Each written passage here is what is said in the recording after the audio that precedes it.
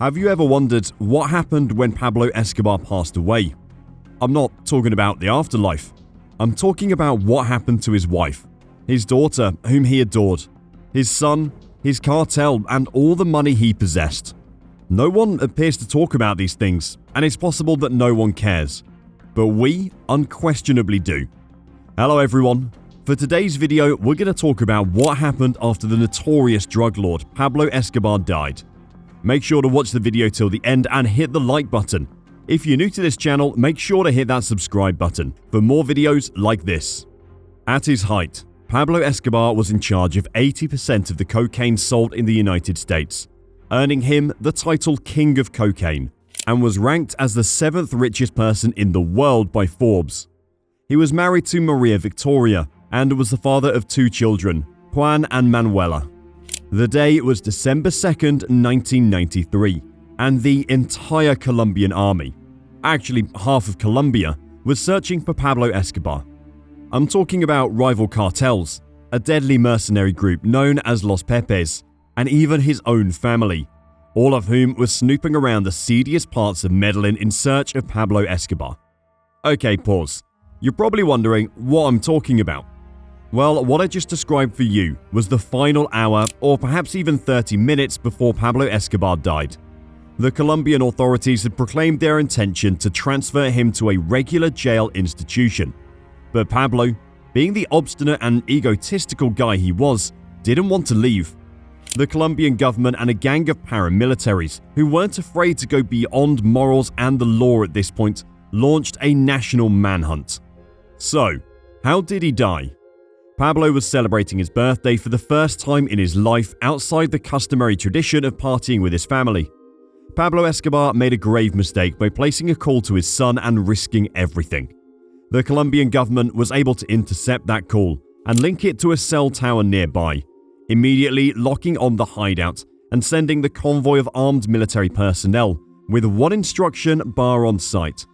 Pablo Escobar attempted to flee via the roof of his hideout, but it was too late. Within minutes, soldiers had taken over the entire structure. This, my friends, is how Pablo Escobar was caught and ultimately assassinated on a rooftop like a rat, with his most loyal bodyguard, El Limon. What happened after his death? Maria Victoria Henao was devastated to learn of his passing. After all, if he hadn't made the call, he might have lived longer. Despite leaving behind the Medellin Cartel, his wealth, properties, and some priceless artifacts, the most prestigious thing he left behind was his family. When Pablo passed away, the Medellin Cartel's members looked to his wife to take over as the organization's leader, because they'd shared leadership duties while Pablo was still alive. She was in the ideal position to go on managing their operations, but Maria wasn't cut out for it. In fact, she had no interest in the cartel or cocaine. She took her 2 children, Manuela and Juan Pablo, and fled across the globe to seek refuge in Mozambique, an African country. However, even that wasn't easy. She was reportedly refused asylum. She changed her name from Maria Victoria Reno Vallejo to Maria Isabel Santos Calabero, which allowed her and her family to live in peace for a few years until 1999, when the authorities discovered that Maria Isabel Santos was actually Maria Victoria, the wife of the infamous Pablo Escobar, which led to her and her family's arrest in 2000 on suspicion of money laundering. She and her son Juan Pablo were detained for a number of months before being released. After her arrest, Maria said, "I am being detained in Argentina because I'm Colombian, because they want to judge the ghost of Pablo Escobar and to convince people that Argentina is fighting drug trafficking." Eventually, the authorities were unable to connect her to any illegal affairs and they were freed. Maria went on to live with her family secretly in Argentina for the following 20 years before publishing Mrs. Escobar, My Life with Pablo. On the other hand, Pablo's son was unable to live a peaceful life. He changed his name from Juan to Sebastián and published his own book detailing the soft and kind-hearted side of Pablo Escobar. But that didn't stop people from coming after him. Most Colombians believed he was going to pull off an action movie sequel by avenging the death of his father. But Sebastián didn't like the diabolical things his father did. Sebastián didn't like the evil things his father did. He even condemned the Netflix series on Escobar, Narcos, saying it glorified his father, rather than denouncing the evil he'd done. Sebastián has always been vocal about issues with his father and family. So, when a Forbes story estimated his family's wealth at $3 billion, he said it had caused irreparable harm to him and his family. The article resulted in the kidnapping and blackmailing of many family members, including himself, who managed to escape more than 9 abduction attempts. He's now an architect, designer, lecturer, and author, and he's been outspoken about his father, making the name change somewhat valueless. In fact, he designed a clothing line under the name Escobar Hanau, which is a combination of his father's last name and his mother's maiden name. And it even has Pablo Escobar's face printed on organic fabric jeans and t-shirts. According to him, the project aims to transform the family's past and perspective into one that is more calm and pleasant. On the other hand, Escobar's daughter, Manuela Escobar, is one of the most well-known recluses in the world, but her close ones claim that she avoids attention for a terrible cause. The daughter of Pablo Escobar has experienced many depression episodes since 1999, and it appears that her mental health has become worse. The only Escobar family member who's never been charged with a crime or otherwise connected to one is Manuela Escobar. She subsequently mostly keeps a low profile ever since, which she still does now. According to a report in the Colombian news website El Tiempo, Manuela Escobar was residing in Buenos Aires as Juana Manuela Marroquín Santos. Manuela has allegedly made an attempt on her own life, according to her brother Juan Pablo, and for her own safety and well-being, she apparently now resides with her brother and his wife. What's even worse is that, according to her brother, she continues to live in continuous terror of being discovered. She seemed to believe that eventually her loved ones would blame her for her father's misdeeds if they find out who she is. It is unclear whether Manuela Escobar, who is already 37 years old, will ever speak out again or even come forward to the world. What happened to Escobar's wealth? One thing that people failed to realize is that all of that money was left behind in Colombia after Pablo died.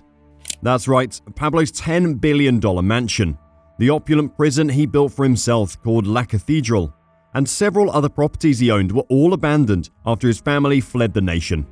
Pablo had billions of dollars that he was unable to deposit at the bank, so he took a different approach to store that money, stuffing millions in boxes.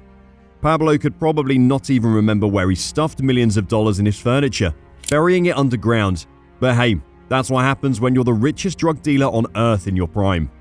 Pablo was responsible for 80% of the cocaine in America, and when his daughter complained of being chilly and they didn't have enough logs for the fire, he went so far as to burn a staggering $2 million. Imagine having that sort of money. Rival cartels detonated explosives in Escobar's Medellin home, known as the Monaco Building, before he was killed. This building wasn't the size of a football field or as tall as a skyscraper guarded by security. It was simply Escobar's home. After the 6-story building went abandoned, the Colombian government took control of it and turned it into a tourist attraction for people who wanted to learn about Escobar's life.